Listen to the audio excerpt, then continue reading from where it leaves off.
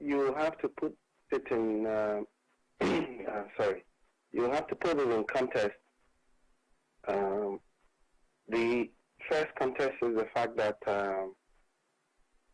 the government itself has appeared to be more concerned about statements that have been made by people in the past, and have sought to suggest that those statements sort of threaten the security of the state, undermines the rule of law, and therefore people must be taken on when they make certain statements. And so based on the government's own precedents, you want to believe that when you make statements like that, that seeks or has the possibility or the tendency to threaten the security of the state, that is something that must be worrying to the nation, and therefore they have sought to act with speed in previous times. The second is the fact that this is a man who has worked with the security of the state at the highest level, and therefore you want to take what he says a lot more serious than the ordinary person, and therefore you will not be saying that this is trivial, because this is someone that we have entrusted security to at the highest level. If it was a normal civilian that was talking like this, you might want to pardon him, because maybe you say, well, he probably don't understand the far-reaching consequences of his speech. But this is someone who has been in that position and therefore knows the repercussions of inciting people and threatening the peace of the nation. And therefore, this is pretty much serious. You said threatening peace, threatening security of the state. This is somebody from within government. As we speak currently, he's a minister of state. And I'm guessing it's the job of those in power to actually ensure that security of the state is protected and peace is enhanced. So where do you draw, what do you call it, where does the issue of threatening security of the state and undermining rule of law come in, when that's basically the job of the government is part of? Well, I mean, it's even more than that. The ministers of state all work as part of the executive. So their job under the Constitution is that they seek to work for the president to ensure that the president achieves his aim of, one, ensuring that there's security, there's ensuring that for every individual, ensuring the protection of the territorial integrity of our country, also ensuring that the social contract between citizens and the government are achieved. So every minister of state works under the presidency, pretty much, and therefore they are employees first of the president,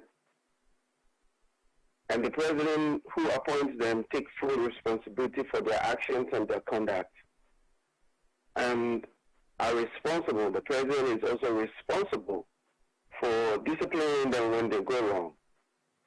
So I feel like this is a very important contest within which to put this, because at the end of the day, someone put in there, the party itself that elected him, that holds, of which he holds certain key membership, you realize that the key fit where he went to say all those things was more like a party rally, so to speak.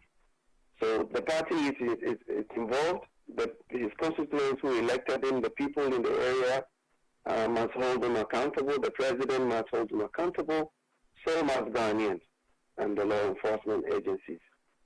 It's just an irony, because having served in that position for a long time, having witnessed his own government take on people who have said far less, it's shocking to hear that. And honestly, let me be even more direct.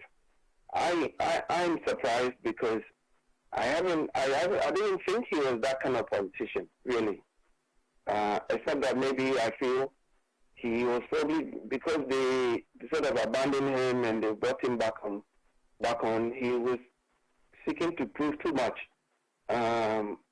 Because I was just completely shocked. I didn't think he was that kind of politician. And so it's very shocking that he makes such inflammatory statements. You didn't think he was such a politician even after the findings of the Ayawaso West Wagon Committee?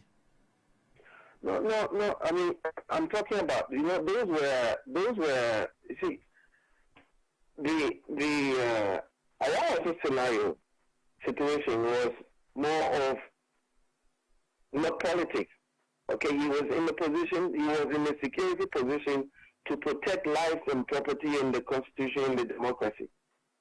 And therefore, you will not categorize that merely as politics. Those are constitutional responsibilities. Okay? What he was doing there in his constituency was more of politics.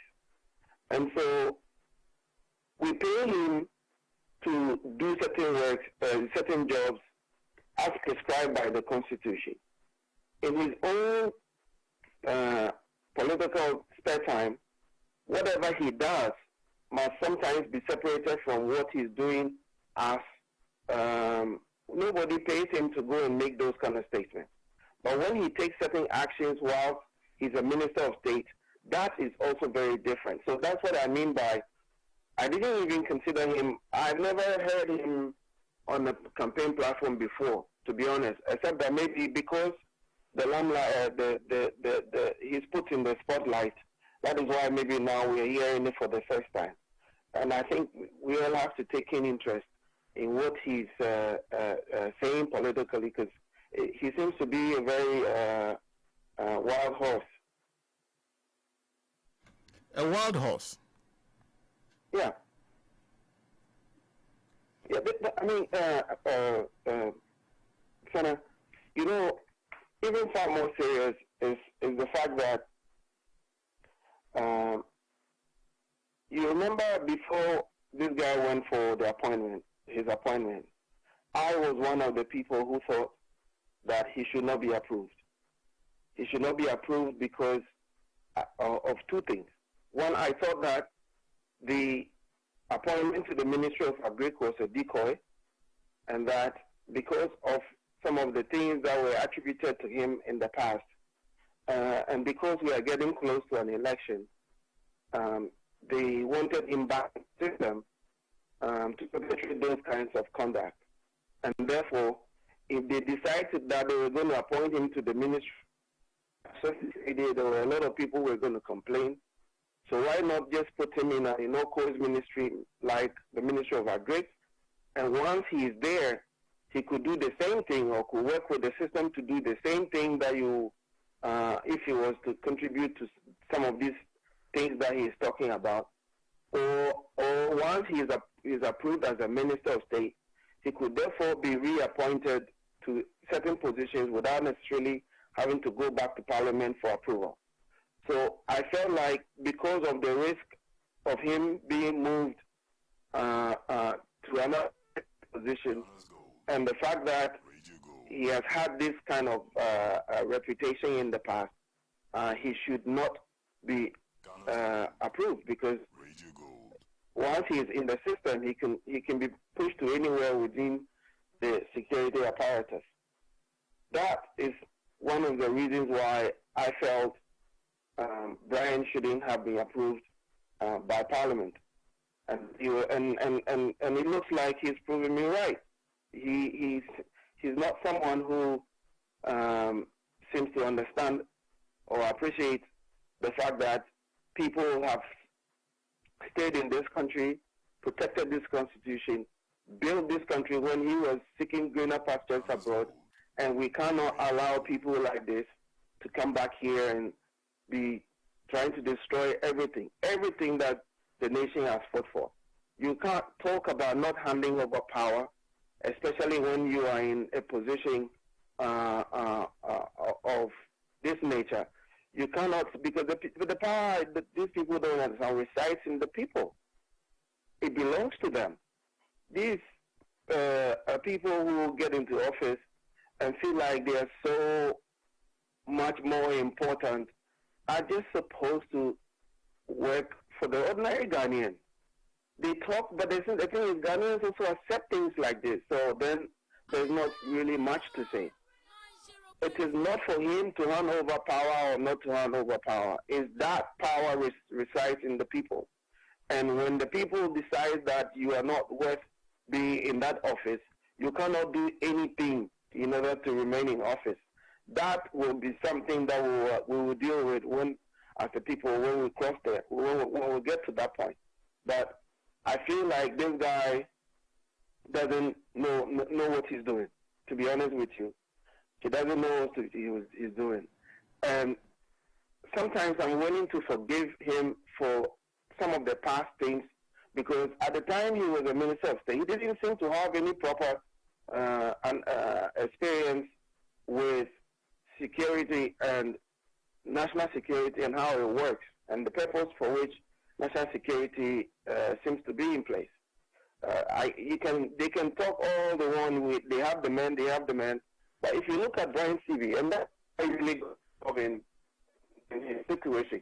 I got involved because I was a little bit curious. Ghana's gold. Vetting.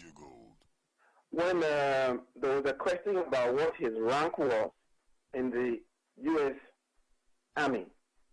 And to my utter disbelief, I heard the chairman of the appointments committee, I think he's also the deputy speaker of parliament.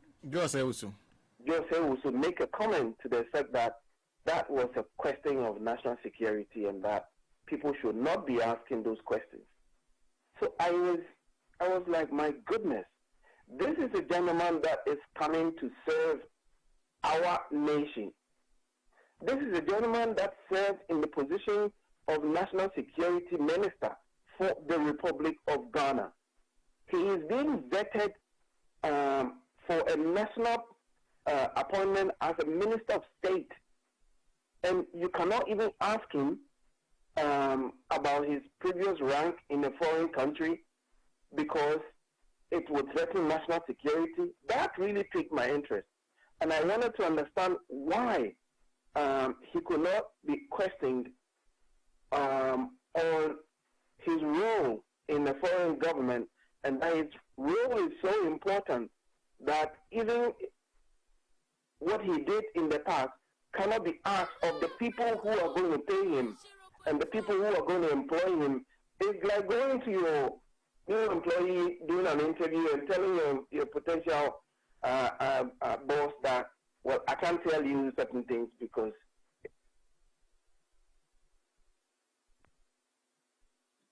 Hello? Yes. Yeah, we seem to be losing you. Oh, I'm sorry. I'm sorry about that. It's a bit better. You were drawing an analogy between somebody seeking employment. Before an interview, and tell his potential employer, he told him about his position in previous companies, because that is Mr. Acha, we would have to call you back. Let's call you back. Raymond Acha speaking to us, and he was going to talk. He said he's interested. So it means that he's been checking and found some things out. We'll also be speaking to Brigadier Joseph Nunu Mensang shortly. Lawyer. Yes, sir. Say, Bryan Acheampong chim say patapa ntokwa. Ani sebi. One crowd one can sebi, but me and me the show. To send to patapa ntokwa ni kwasi asem. And a year and this amanyoko ni say omo de bani omo they have the men. And you know they will not hand over power to the NDC. But ni kasa mono.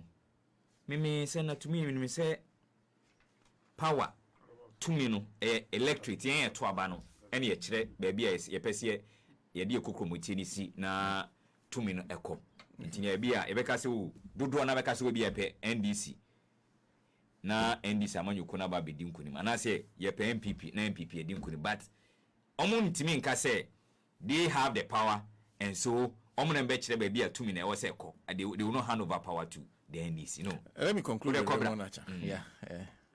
We lost you. We had difficulties with your line. Yeah. So basically, I was a little curious about Osei attempt to ban about his as simple as his position in the U.S. Army, especially because Bryan himself had put that on his CV. But then his position, the position he held, was classified because people were asking questions. That's how I got involved in this. So I asked one of the members on the COVID to be kind enough to forward his CV to me. He forwarded his CV to me was when I realized that this was a lot more serious than we thought. So I filed for a Freedom of Information request to seek to understand what this guy was, because at the time he was appointed as, it appeared that the only was that his 6 weeks training at Fort Shepherd, and if you know Fort Shepherd is just it's a very big naval base, Air Force base in the U.S. But where he was trained was at the 82nd wing of the U.S. Air Force. That place is just a place where they give just basic training. You know, like non-commissioned officers go for training there. It's like the Staff College, right? A civilian, the Staff College of Ghana Armed Forces. A civilian can go there and do some training. That doesn't make him a soldier. So I looked at the program that he studied, that 6 weeks program, and I compared it with the position that he held in government as a Minister of State. And I was like, wow, that is remarkable. And then later I found out that even the CV that he submitted, even on that CV he submitted to Parliament, the training module itself, he had removed some part of it. There was some part that had to do with sexual harassment and how to report sexual harassment and all of that. He took that one out of his CV when he was presenting it to Parliament, because that didn't sound like a very important security experience. And so I began to look more deeper, and I saw what he wrote under his unpublished work. Okay, if you have his CV, he has this section where he talks about unpublished work, and he has one that I think quite a bit of them. Number 9, number 8, number 7, number 6. He has about nine items there that he calls unpublished work, right? If you look at almost half or two-thirds of it, he seems to have talked about the fact that he has some unpublished work at Leicester University. And the program that he stayed, and to be honest, I can tell you, so we were schoolmates then. I didn't know that. Okay, I didn't know that he even attended Leicester University. The program that he studied after he left government is a program that I had studied too. So I realized that all the items he listed there as unpublished work were just his assignments at school. Okay, you know, like it's like you're taken to school, and as part of your training, you have to do assignments. Those are the things he listed there, plenty, that those are unpublished works, as if this is some massive academic credentials that he had. So if you look at everything that this guy presented to Parliament, he seems to like to embellish his CV and seem to project things that he is not. And I'm not surprised he's talking the way he's talking, thinking that he has power not to hand over power to, or he can do everything and anything so that his political party can stay in office as long as they want. So I got curious because of that. And when they replied to me, there were even more interesting things that I followed up with, which in my hope and which I hope in the coming period we can get to deal with it in the past. There was that part of his CV where he talked about taking orders from the governor and the president of the United States. And I was like, Jesus Christ. Sena, the command system in America is not too different from what we have here. Okay? If you look at the U.S. security architecture, the president never will give a command to a low-level staff like Bryan Acheampong. And one has to assume, maybe he wanted to assume, that as the commander-in-chief, whatever the armed forces does on the command of the president is probably deemed to be from the commander-in-chief and from the president of the United States. But the president of the United States, like the president of Ghana, does not call a low-ranking officer at Air Force Base and give him commands. That is not true. That also is not true. So there were so many untruths. When I began to look into it, I also found out that there were certain things he did not declare that was in America that he did not declare in Ghana. So it was something that I was beginning to look into. And then this thing came on this weekend, last weekend, and I was like, well, this guy is bad news, really. He's somebody that has come into this country from wherever he came from. This country has been good to him. He's built businesses here, and the irony is that he built this business even more under the NDC. And to have him talk like this, talk to the NDC people like that, to talk and threaten the party that has been so kind to him, just to be mild, it's just really ironic. But anyway, at the end of the day, we approved him anyway, so there's not much to say. Gets upsetting about it, but I feel when you look at this guy's CV, all his education in security occurred after he left government in 2020.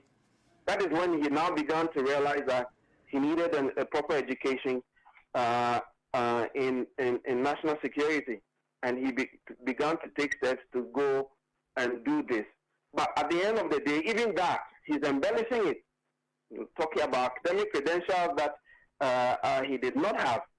So I realize now that some of the things that he was doing, you remember the last time I spoke to you, I was wondering how the people who went to Ayahuasca had a premonition to cover their face in hoodies and things like that. Because you have to understand, for example, when an armed robber decides to go and commit a crime, he covers his face because he does not want to be detected. Those are preconceived attitudes. Okay? They already have decided that they are going to commit a crime, and therefore they don't want their faces to show. I said that on your show the last time. So how did these kind of things happen, that an officer that was supposed to go to enforce the law felt the need to cover his face?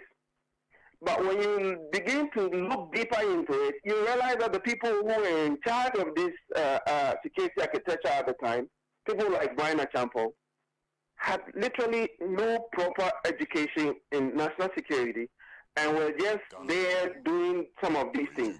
And I thought that having now, after 2022, at least obtained some education in national security, he would have been even more enlightened.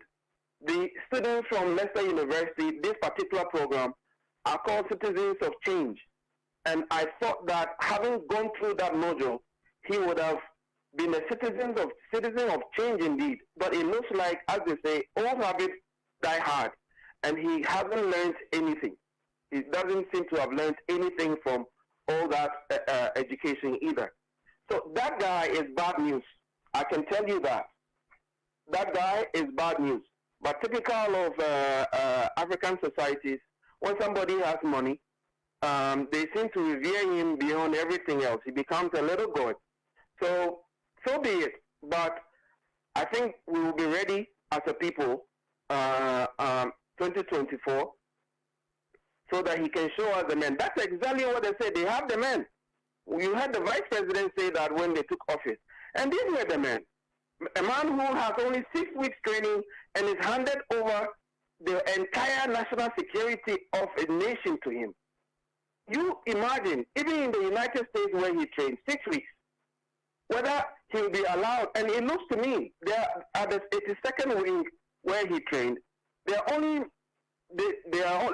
train for civil engineers, right? Mechanical engineers, aircraft maintenance, mechanical engineers, and logistics. Okay? Logistics. You saw in his CV he was talking about being in charge of small arms. That is a storekeeper's job.